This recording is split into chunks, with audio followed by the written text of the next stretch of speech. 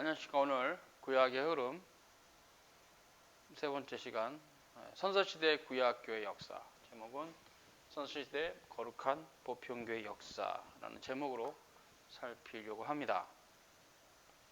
선사시대 구약교회 역사는 아담, 셋, 에노스, 게난, 마할랄렐, 야렛, 에녹, 무드셀라, 라멕, 노아, 그리고 대홍수, 이제 거기가 끝나죠. 노아까지가 선사시대의 구약교회의 역사입니다. 그리고 이 명단은 선사시대 믿음의 조상들의 계보입니다. 그럼 우리가 이제 선사시대 역사를 대충 살피면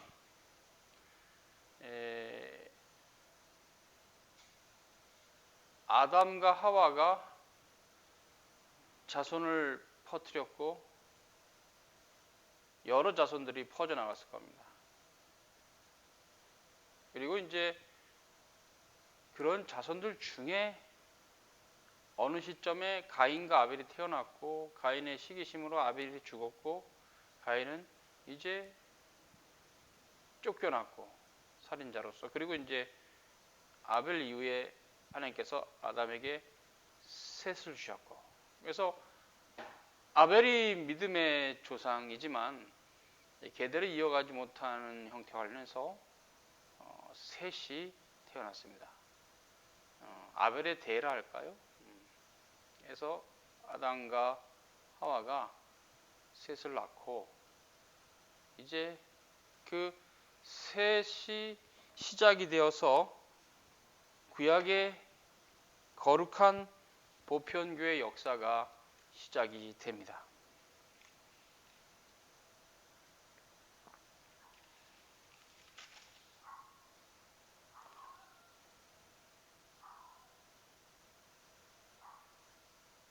셋의 역사가 시작되는 게 창세기 5장인데요. 거기 보면 아담의 자손의 계보가 이러하다 이렇게 말하고 있고요. 이때 이제 셋이 나오고 있죠.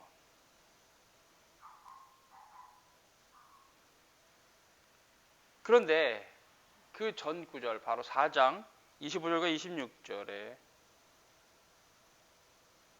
아담이 다시 아내와 동침하여 아들을 낳으니 이름을 셋이라 했다.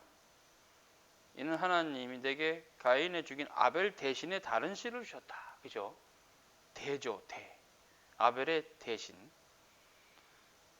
셋도 아들을 낳고 그 이름을 에노스라 했다. 그때 사람들이 비로소 여호와 이름을 불렀다. 이렇게 되어 있습니다.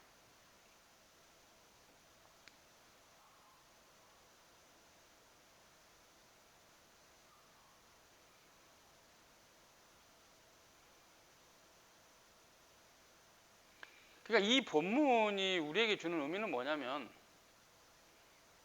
아담의 후손 중에서 셋의 아들 에노스가 태어날 때 비로소 선사시대의 교회가 형성됐다 이렇게 봐야 됩니다. 선사시대 믿음의 족장들의 역사가 시작됐다 봐야 됩니다. 또 선사시대 바로 이 명단이 역사적으로 거룩한 보편교회, 즉 신앙의 계보를 이어가는 형태로서 비록 혈통적인 형태가 있지만 여기가 지금 선사시대 유일한 교회로 봐야 됩니다. 아담의 모든 자손들은 각자 자기의 길을 갖고 다만 하나님께서 아담의 후손 중에서 셋을 선택하시고 셋의 아들인 에노스 때에 비로소 여호와 이름을 불렀다. 즉 그 공동체가 아담, 하와, 셋, 에노스, 게난으로 이어지는 족장들의 이름이죠. 이분들은 그 시대에 비로소 이제 이들이 여호와 이름을 불렀다. 즉 우리식으로 대신 재해석한다면 거룩한 보편교회가 세워졌다. 이때 비로소 이렇게 볼 수 있는 것입니다. 그래서 창세기 5장 1절 32절 어간에 나오는 이 족장들의 이름들은 구약 선사시대 교회 공동체의 족장들의 이름으로 봐야 됩니다. 그리고 그 마지막 인물이 노아인데요. 노아는 선사시대의 역사를 닫고 역사시대를 열었던 인물로 우리는 평가해야 될 것입니다. 창세기 6장 5절에서 7절에 보면 이런 말이 있어요. 여호와께서 사람의 죄악이 세상에 관영함과 그 마음의 생각의 모든 계획이 항상 악할 뿐임을 보시고 땅 위에 사람 지으셨음을 한탄하사 마음에 근심하시고 가라사대 나의 창조한 사람을 내가 지면에서 쓸어버리되 사람으로부터 육축과 기는 것과 공중의 새까지 그리하리니 이는 내가 그것을 지었음을 한탄함이라 하시니라. 그렇습니다. 창세기 6장 5절과 7절이 말하는 하나님의 계시의 말씀은 대홍수의 이유에 대해서 말하고 있어요. 사람의 죄악이 세상에 관영했다. 이 관영하다, 널리 퍼졌다 이런 이제 뜻일 수 있는데요. 이런 형태가 되면 하나님은 심판하십니다.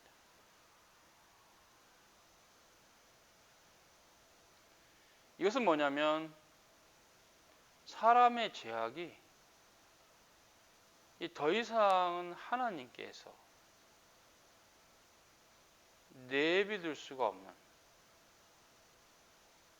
그런 상태를 말합니다. 그렇기 때문에 이제 이런 상태가 되면 하나님께서 심판을 하시죠. 심판하십니다. 이 관영했다라는 이 의미가 중요한 의미가 있습니다. 그것은 뭐냐면 가나안 땅도 여호수아가 이스라엘 백성들을 이끌고 들어가기 전까지는 아직 즉 족장 시대죠. 아브라함과 이삭과 이스라엘이 살던 그 시대는 아직은 가나안 땅의 죄악이 관영하지 않았다 이런 표현이 있습니다. 그래서 이 관영했다는 것은 가득 찼다는 것인데 하나님께서 그때 세상을 심판하십니다. 오늘 본문도 창세기 6장 5절에 사람의 죄악이 세상에 관영했다, 가득 찼다. 그래서 그 마음의 생각과 계획이 항상 악했다. 그것을 보셨다. 땅에 사람이 지으셨음을 한탄하사 마음에 근심하시고, 이것은 뭐 하나님의 신적 작정의 변화가 아니고요, 계시적 차원의 표현입니다.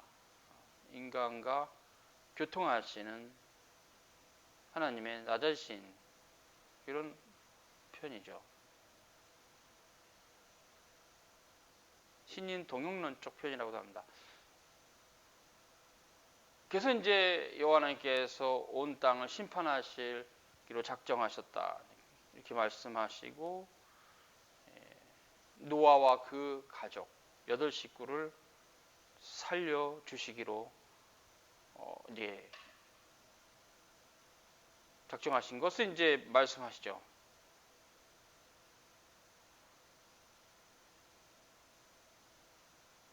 그러면 왜 선사시대에 거룩한 보편교회가 있었는데 바로 이 계보를 따라가는 이 족장들이잖아요. 그럼 여기 지금 족장들 외에 자손들이 많은데 그러니까 바로 요들만 그 당시에 신앙이 있고 나머지는 없다는 게 아니라 이분들의 이름은 족장들의 이름입니다. 그렇기 때문에 이분들에 딸린 아내와 또 이 연결되는 이름에 없는 자녀들이 있습니다.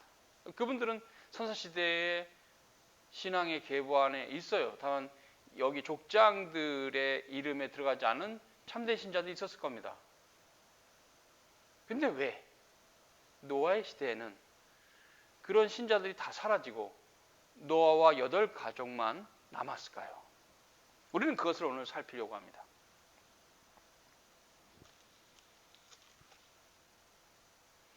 창세기 6장에 잘 나와 있는데요. 창세기 6장을 보세요.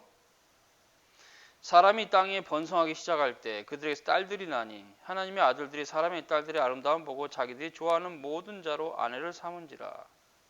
여호와께서 가라사대 나의 신이 영원히 사람과 함께하지 아니 이는 그들이 육체가 됨이라. 그러나 그들의 날은 120년이 되리라 하시니라. 이 본문과 연결됩니다. 이게 무슨 의미냐?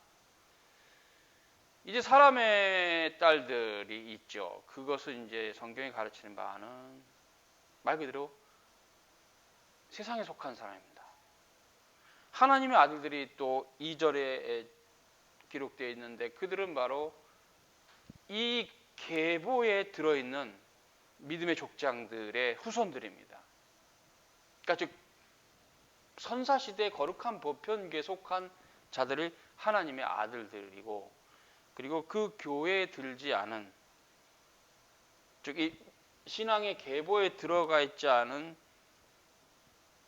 사람들을 사람의 딸들이라 이렇게 성경 기록한 겁니다. 그러니까 이 의미는 다시 해석하면 하나님의 아들들이 사람의 딸들의 아름다움 보고 자기들이 좋아하는 자기들의 욕망을 따라 아내를 삼았는데 결국은 그 결과가 어떻게 되는가? 그것을 4절이 말합니다. 당시에 땅에 네피림이 있었고 그 후에도 하나님의 아들들이 사람의 딸들을 취하여 자식을 낳았으니 그들이 용사라 고대 유명한 사람이었더라. 이것은 하나님의 아들들의 혼인 형태에 대한 불법적인 요소, 즉 하나님이 기뻐하지 않는 형태로 자신들의 즐거움을 위해서, 욕망을 위해서 사람의 딸들을 아내로 취했을 때 그들에게서 나오는 아이들이 유명한 사람들이었다. 별로 좋은 표현이 아닙니다. 무슨 뭐냐면 그들이 굉장히 사납고 부패한 인간들이었다, 이런 의미가 있어요. 유명하다, 우리가 어느 동네에서 유명한 아이, 나쁜 의미로, 그죠? 그래서 유명한 사람이 되었어요. 그래서 그들이 굉장히 사회적으로 알려졌다. 좋지 않게 그렇게 볼 수 있습니다. 그래서 5절과 연결해서 여호와께서 사람의 죄악이 세상에 관영하고 가득 찼고 마음의 생각의 모든 계획이 악한 것을 보셨다, 이렇게 말합니다. 그래서 이제 내가 온 세상을 홍수로 쓸어버리겠다. 그 말씀이 이제 7절에 있죠. 가라사대 나의 창조한 사람을 내가 지면에서 쓸어버리되 사람으로부터 육축과 기는 것과 공중의 새까지 그리하리니 이는 내가 그것을 지었음을 한탄함이라. 그래서 이제 선사시대에 어떻게 노아 시대는 하나님을 섬기는 자들이 다 사라지고 노아의 자손들만 남았는가? 노아와 노아의 세 아들과 아내와 자부들 8명의 식구만 남았습니다. 그리고 1~20년이 아니고 긴 세월 동안에 하나님의 명령으로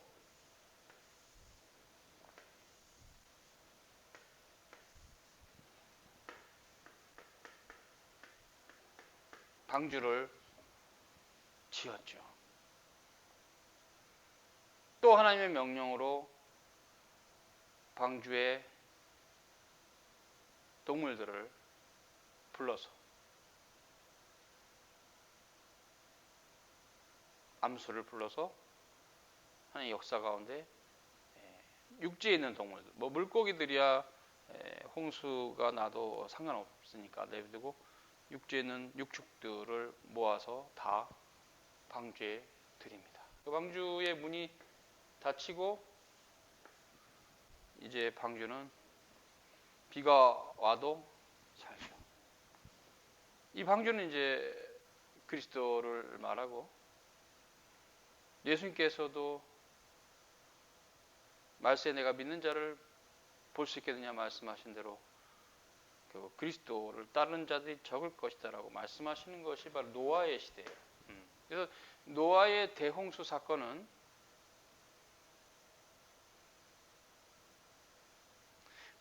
마지막 때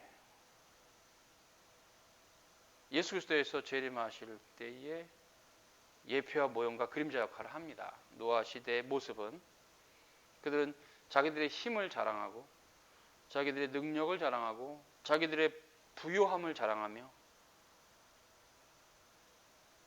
자신들의 높은 고도의 어떤 그러한 자신들이 이룩해 놓은 것, 뭐 문명과 문화와 뭐 여러 가지죠.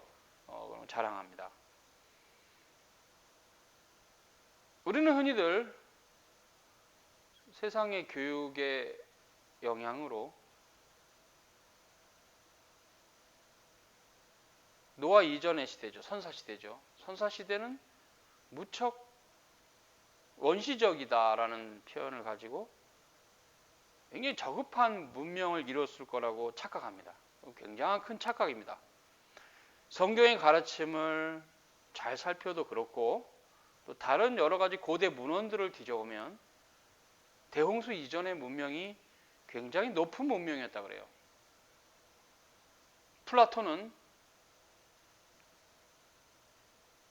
대홍수 이전에 높은 고도의 문명이 있었는데 그 문명을 이뤘던 대륙이 아틀란티스다 이렇게까지 말해요. 사실관계는 우리가 중요하지 않고 그런 학설을 내는 그리스 철학자도 있다는 얘기죠.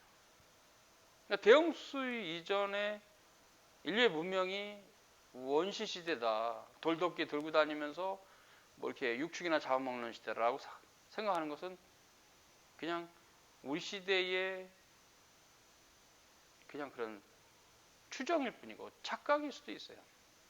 그러나 그런 고대 철학자들, 그런 플라톤 같은 분들의 주장이나 성경을 봐도 아담이 모든 동물들의 이름을 다 하나씩 지어주고 다 기억하고 있었다.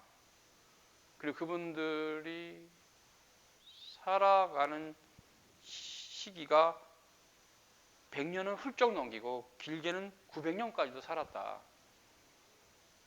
그런 하나님의 말씀이 증거하는 것을 사실로 바꿔보면 엄청나게 높은 문명을 이뤘을 걸로 봐요. 900년을 만약에 청년처럼 살았다면 그 문명이 대단하실 분이 없죠. 글이 필요가 없어요.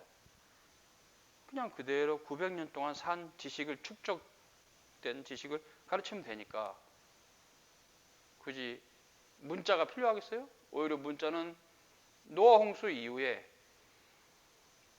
인간의 생애가 120년 정도로 엄청 축소되면서 그 다음 세대로 지식을 전할 수가 없는 절박한 상황 가운데 생길 수 있는 거라서 문자가 없던 선사시대가 원시시대라고 보는 것은 우리의 관점의 착각일 수 있습니다.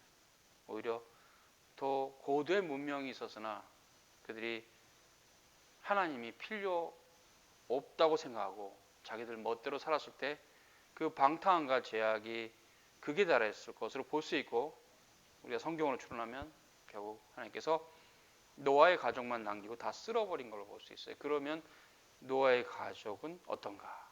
구약의 마지막 교회, 구약 특히 선사시대의 마지막 교회라고 볼 수 있어요. 그 8명이 남은 겁니다.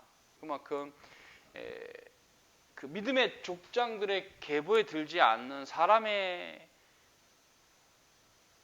아들들이나 딸들은 그들은 뭐 하나님의 구속사의 역사 가운데 의미가 없어요. 그러나 이 족장들만 있는 셋, 에노스, 게난, 마할랄레, 야렛, 에녹, 무드셀라, 라멕, 노아로 이어지는 이 족장들의 이름만 있는 그러나 거기 딸린 식구들이 더 많았던 그 구약의 선사시대의 교회가 점점 축소되어서 노아의 8 식구만 남았다는 것은 선사시대의 교회의 서글픈 현실이죠. 또 그것은 아까 얘기한 대로 하나님의 아들들이 사람의 딸들과 혼인해서 그 나온 아이들이 점점점 신앙으로부터 벗어나고 노아의 8 식구만 남은 것입니다.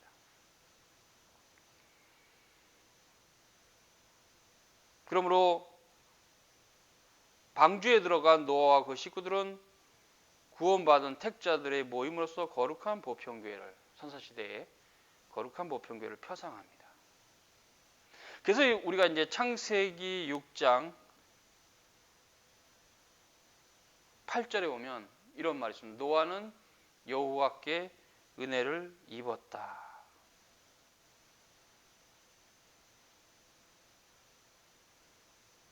벤 노아 맞자 헨 베에네 아도나이 이렇게 되어 있어요. 히브리어로. 그 의미는 대충 이런 것인데요.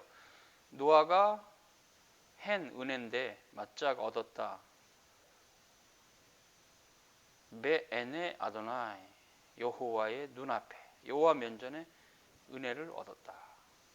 오늘 우리가 창세기 6장 8절과 9절을 연결해서 보면 노아의 생애를 통해서 신앙이 무엇인가를 배웁니다. 자 보세요. 9절은 노아의 사적은 이러하니라. 노아는 의인이요 당세의 완전한 자라. 그가 하나님과 동행하였다.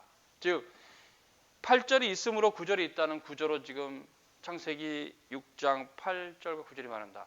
여호와께 은혜를 입었기에 노아가 의인이고 당세의 완전한 자가 되었다는 흐름이죠.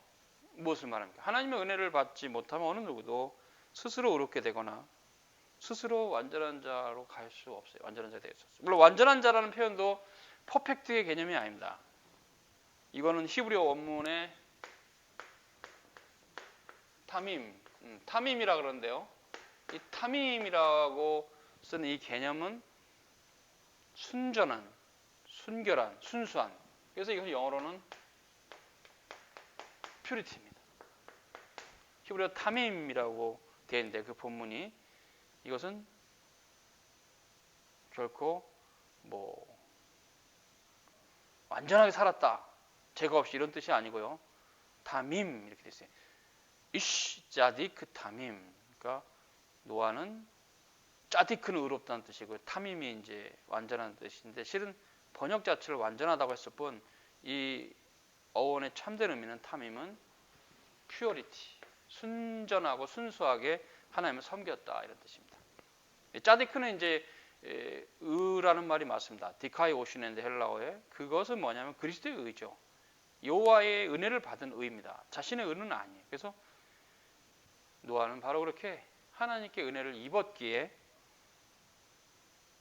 짜디크가 되었고 타밈이 되었다. 퓨어리티.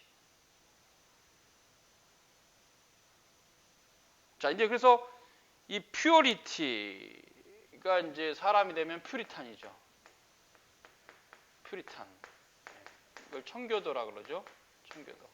그래서 종교개혁 역사에서 후대 청교도라고 이름을 붙였던 그분들, 그 이름을 들을 만한 분들은 다 이 히브리어로 타밈과 같은 분들입니다.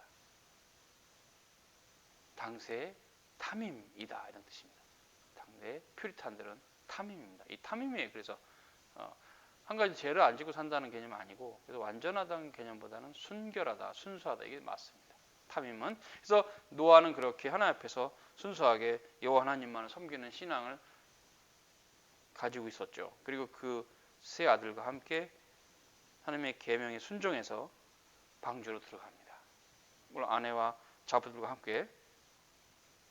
그래서 6장 22절에 보세요. 노아의 신앙이 어떠한가? 노아가 그와 같이 하되 하나님이 자기에게 명하신 대로 다 준행하였더라.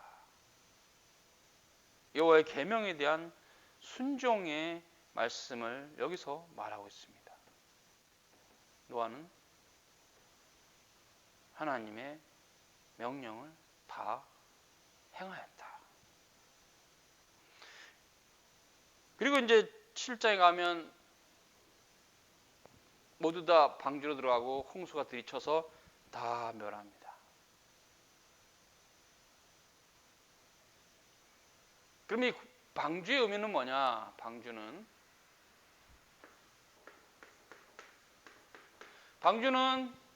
하나님께서 인류의 일부를 보존하시는 거죠. 인류 보존. 다 멸하지 않고 노아의 식구들, 노아와 식구들을 살려주셔서 새로운 시대를 열어가게 하시는 하나님의 은총이 있어요. 두 번째는 뭐냐면 이 방주는 예수 그리스도를 표상합니다. 인류의 마지막 때의 소망은 예수 그리스도밖에 없다. 우리 구주 예수 그리스도 외에는 소망이 없습니다.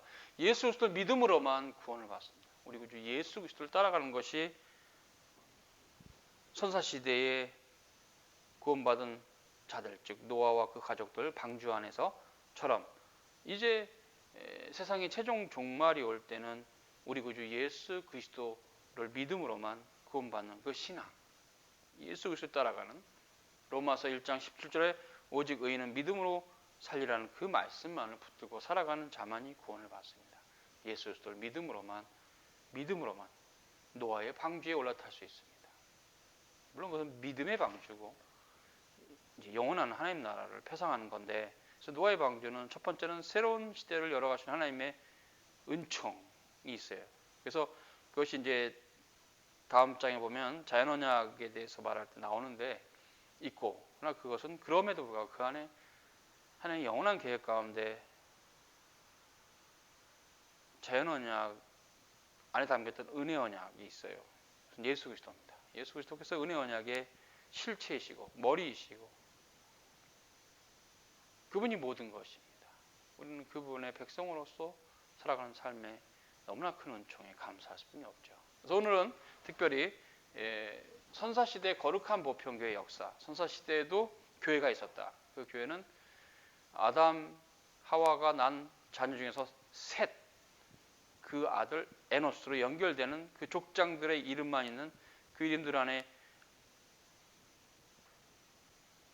기록되지 않은 선사시대 신자들이 있었다. 다만 노아 시대는 점점점 교회에 나오는 신자들이 줄어들면서 노아와 그 가족만 남았다. 그래서 그들이 방주에 들어갔고 그들만 구원받았다. 이런 역사의 흐름이 있어요. 그래서 구약시대 교회는 선사시대 신앙의 계보를 따라서 이렇게 흘러왔다. 이렇게 우리는 볼 수 있습니다. 다음 시간에는 노아의 방주와 자연언약에 대해서 살펴보겠습니다. 수고하셨습니다.